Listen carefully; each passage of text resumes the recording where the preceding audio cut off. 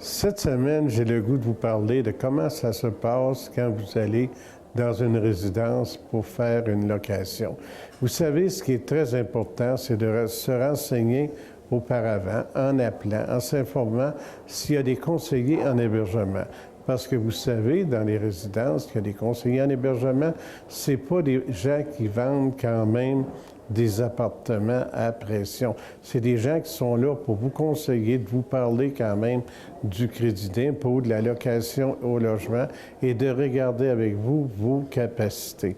Ça fait qu'à partir de ce moment-là, avec un conseiller en hébergement, vous allez avoir toujours l'heure juste. Puis pour nous, c'est très important que les gens soient bien renseignés.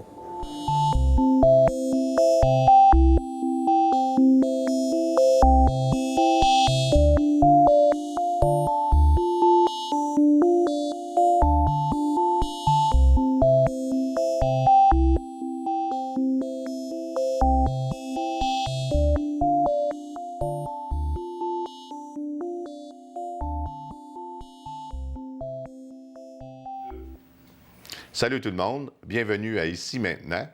Nous recevons Mme Nicole Hébert de l'AQRP. Mme Hébert. Bonjour.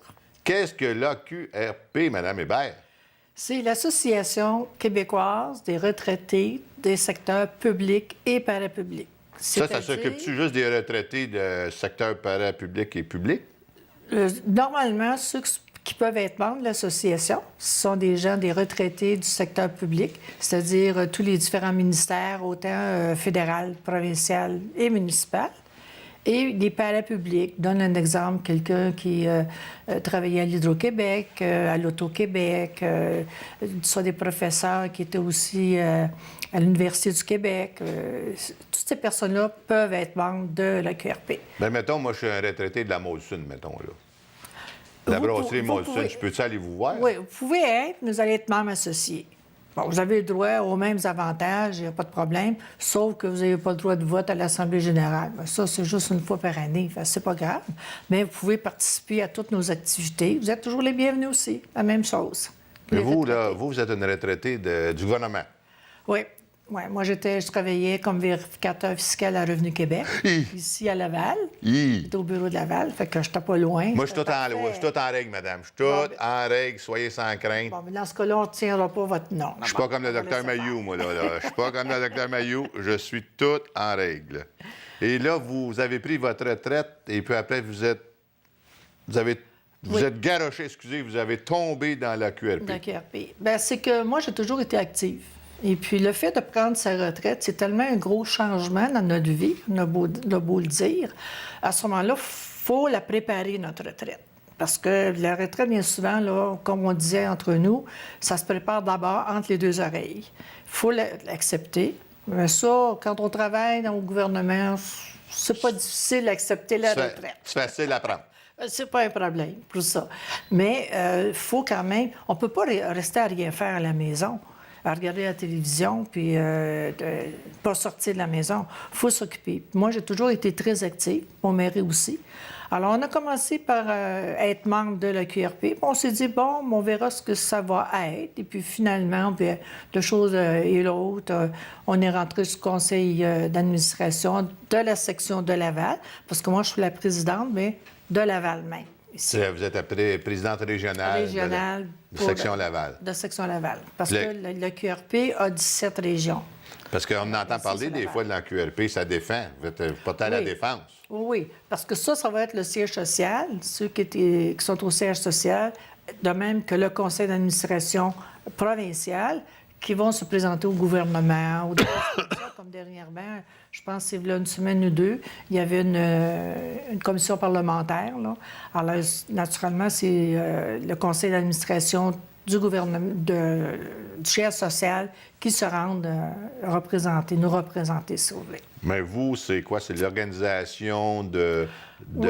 Bien, chacune des régions, en général, on nous demande de faire des activités pour justement qu'on se rencontre, les retraités, pour qu'on ne soit pas tout seul à nos maisons à rien faire. Alors, si vous avez le programme... Moi, j'ai un programme ici, là... Ici, à Laval, en général, on a à peu près une fois par mois.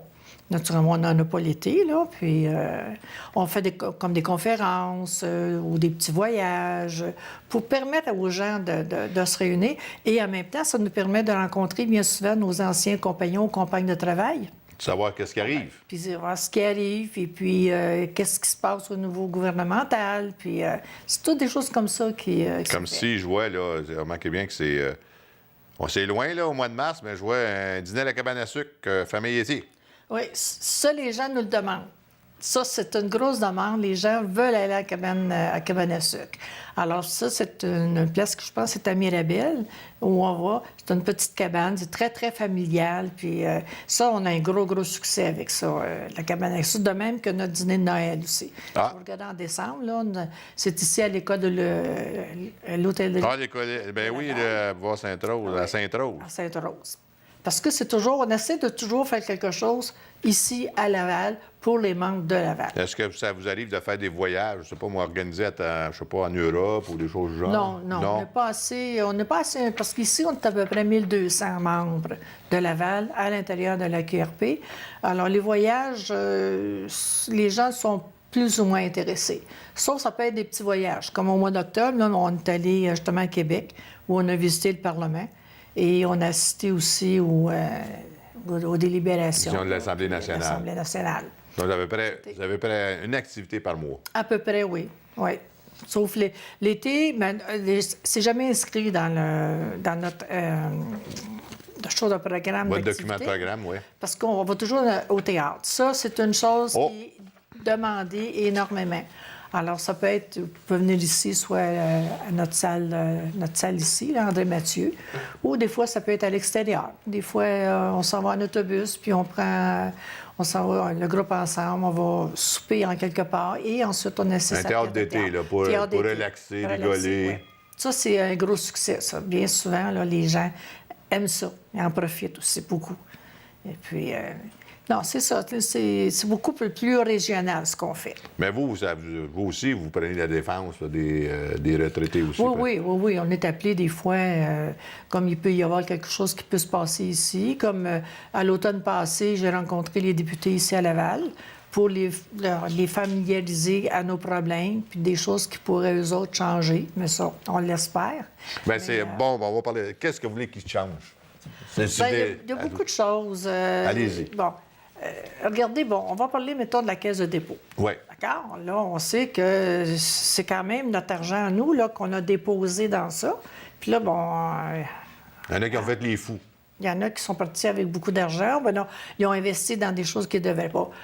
Nous, ce qu'on demande, c'est qu'au moins qu'il y ait une personne, des retraités, qui soit sur le conseil d'administration de la caisse de dépôt. Alors ça, ils ont de la misère. Ils veulent pas. Ils n'aiment pas ça, du monde. Ils n'aiment pas ça avoir du monde ordinaire sur des affaires. Ils aiment ça être tous ensemble, eux autres. Puis, il faut dire que les retraités, on n'est quand même pas juste des agents de bureau, des techniciens. Oui, mais là, vous ne faites pas partie de leur gang, fait que c'est sûr. Il y a ça qu'il y a. Il y a ça qu'il y a. Parce qu'on parle quand même de perte de 45 milliards. Là. Cette semaine, on en a beaucoup parlé. La semaine passée. Exactement. Perte de 45 milliards. Ça compte, ça, là.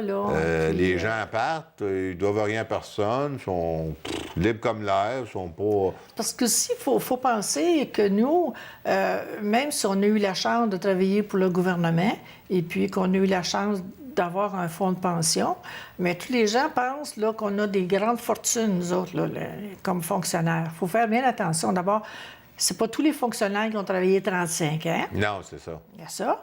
Alors, il y en a qui ont travaillé 1 an, 2 ans, 3 ans, parce qu'on sait très bien qu'au gouvernement, eux autres, il aiment mieux avoir des occasionnels que des membres permanents. Alors, à ce moment-là, il y a des gens comme moi, personnellement, j'ai travaillé 16 ans au gouvernement. Alors, donc, je ne peux pas dire que j'ai une grosse pension, parce qu'on a demandé justement à la CARA, et qui serait aussi le REGOP aussi, quelle était la moyenne salariale que les gens du gouvernement recevaient. Et c'est quoi J'étais très surprise. Bien, j'aimerais ça la connaître. 18 000 monsieur. La moyenne, 18 000 par année. C'est pas beaucoup, hein? Alors, c'est sûr que si vous prenez les juges, les avocats qui travaillaient les professionnels qui travaillaient pour le gouvernement et qui ont travaillé 35 ans, bien, c'est sûr et certain qu'eux autres, ils ont des grosses pensions. Mais si on dit 18 000 ça veut C'est dire pas qu'il y en beaucoup. a qui ont 5 000, 4 000, 3 000, puis peut-être pas grand-chose, ça. Je vais vous revenir sur tantôt, là, parce qu'on va finir avec ça. Léo Bureau-Blouin, il pensait quoi de ça, lui, de mettre quelqu'un à la retraite sur le comité de... Il semblait être d'accord, parce que je l'ai rencontré, puis il a été très réceptif. Mais c'est sûr que lui, il ne peut pas faire tout seul. Hein. Non. Il faut qu'il y ait d'autres membres. Faut qu'il y ait sa gang. Oui, c'est ça. Mais par contre, comme il est très proche de Mme Marouet, peut-être qu'à un moment donné, on va dire ils m'ont dit que, puis le QRP, puis ils nous connaissent. Alors, c'est bon qu'on rencontre justement les députés pour leur donner des petites notes de même. Madame Hébert, merci beaucoup d'être venue. Ça me fait bien plaisir. Et nous vous revenons dans quelques secondes.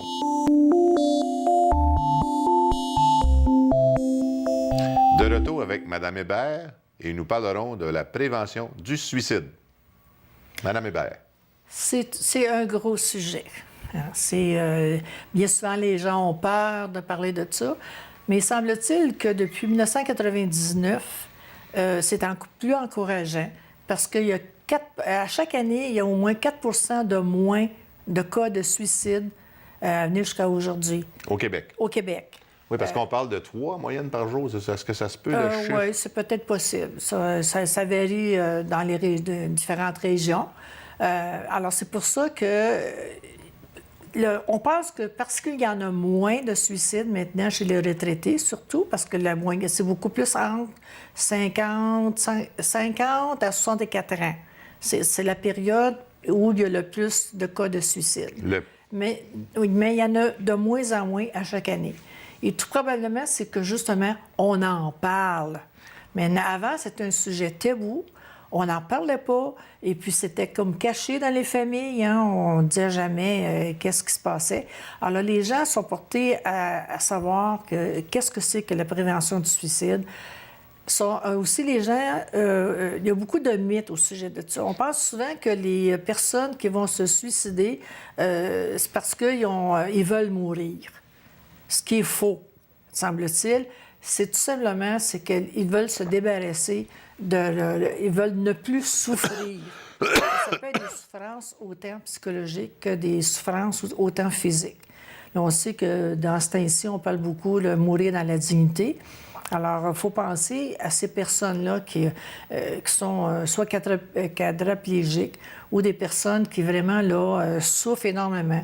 Parlons des gens qui sont en phase terminale. Mettons-nous un petit peu à leur place, là, puis pensons comment on pourrait réagir nous autres aussi. Alors, quand c'est terminé, la vie, elle est terminée.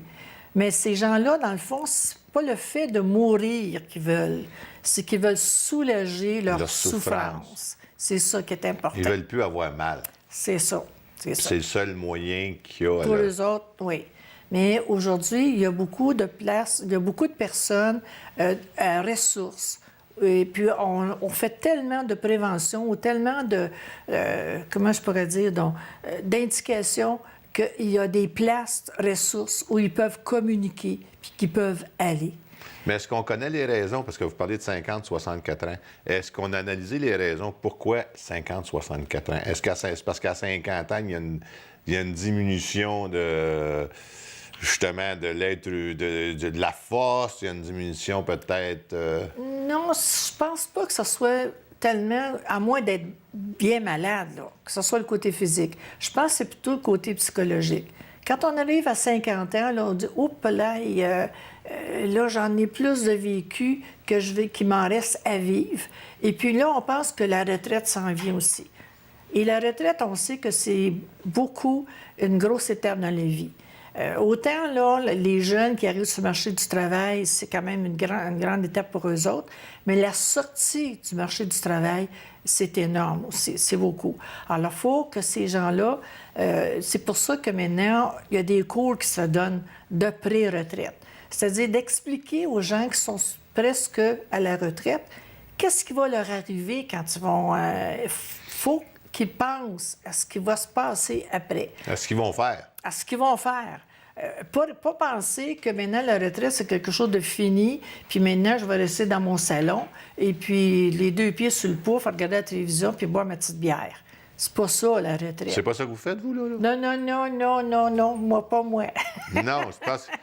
Je pense que vous êtes très occupé, je pense. Hein? Il faut s'occuper. C'est ce qu'il faut faire. Alors donc, si la personne pense avant 1 an, 2 ans, ou même 3 ans, ou 5 ans même, avant qu'elle prenne sa retraite, qu'est-ce que ça me tente de faire?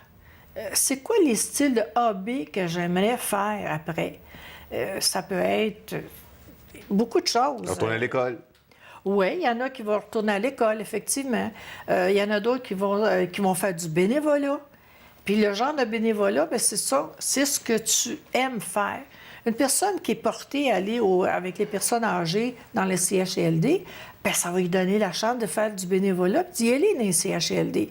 Si une personne aime mieux avoir avec les enfants, bien, ils peuvent aussi aller des enfants.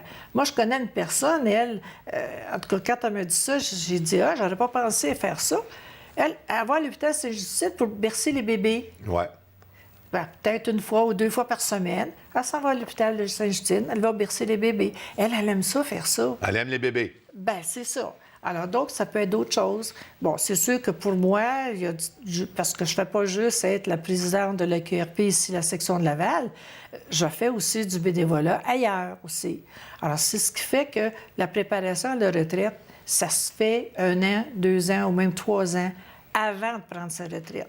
Oui, mais... C'est bien, quand j'ai vu le cours, parce qu'au ministère du Revenu où je travaillais avant, le gouvernement nous donnait un cours. C'était 3 jours où on était. Et là, on nous explique tous les inconvénients, les avantages de prendre sa retraite. Puis on avait même quelqu'un qui venait du REGOP, c'est-à-dire de la pension, qui nous donne les chiffres. Bon, mais là, si tu prends ta retraite à tel âge, c'est ça que tu vas avoir de revenus. Bon, et puis si vous avez toujours travaillé dans votre vie, bien, c'est ça que vous allez avoir du régime des rentes. Et puis si vous avez 65 ans, bien, voici ce que vous allez avoir, le fonds de pension de vieillesse. Alors donc, on sait d'avance c'est quoi nos revenus. Et puis les gens pensent que le fait qu'ils ont moins de revenus, par rapport, c'est sûr, on a un peu moins de revenus, Oh oui. qu'on n'aura pas le même rythme de vie. Non, c'est différent. C'est pas pareil. Parce que c'est sûr qu'on a moins de dépenses quand on est à notre retraite.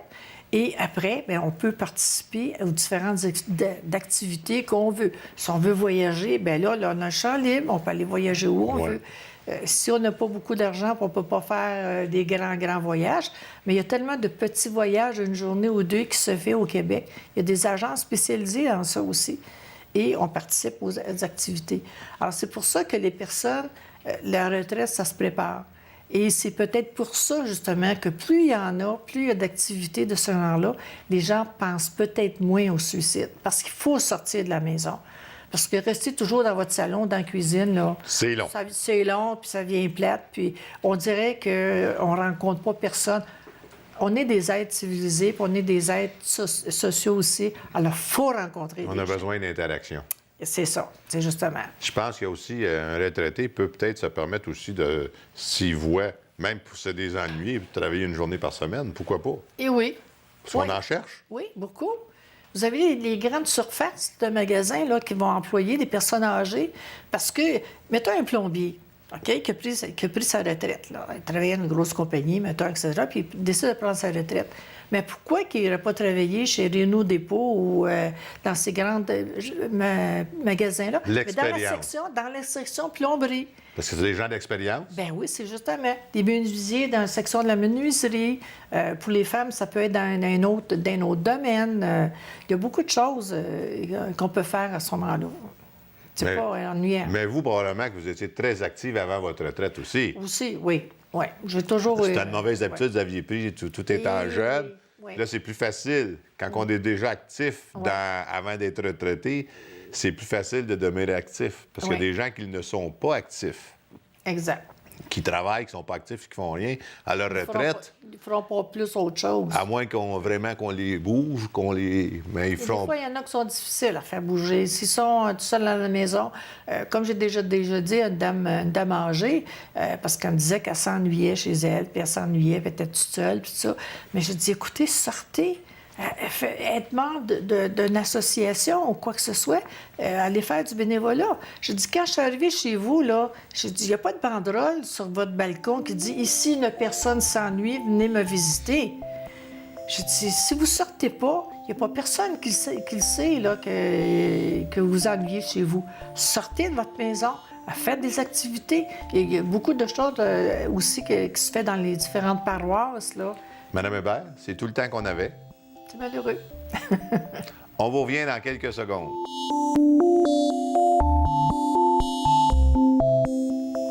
De retour avec Madame Hébert. Rebonjour, Madame Hébert. Bonjour. Il semblerait qu'on a oublié de parler de quelque chose tantôt. Oui, je voudrais parler justement pour rendre service à tous les membres et de même les autres personnes qui ne sont pas membres de la QRP. Si moindrement ils ont un problème, que ce soit un problème légal ou une question qu'il peut y avoir ou quoi que ce soit, on a un numéro de téléphone spécial que vous pouvez communiquer. C'est le 1-866-497-1548. Et ce sont des spécialistes qui vont répondre à vos questions, que ce soit des avocats ou un notaire. Ils vont vous référer à ce moment-là, vous donner... Ils ne peuvent pas vous donner totalement un avis légal, mais au moins, ils peuvent vous conseiller où aller, comment résoudre votre problème, si vous voulez. Alors, c'est ça que je voulais plus spécifier. Tout le monde peut communiquer là-bas. Et à ce numéro-là, à ce numéro-là, pour avoir des renseignements. C'est ça, oui. Là, on va parler de quelque chose qui s'en vient au mois de juin.